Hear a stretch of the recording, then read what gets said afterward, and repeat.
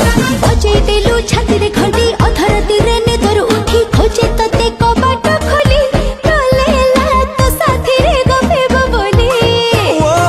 गफले जेते सरे ना गप जेमिति कथा सेमिति रूप से रूपरे मारे बिजुली ओ लेला सते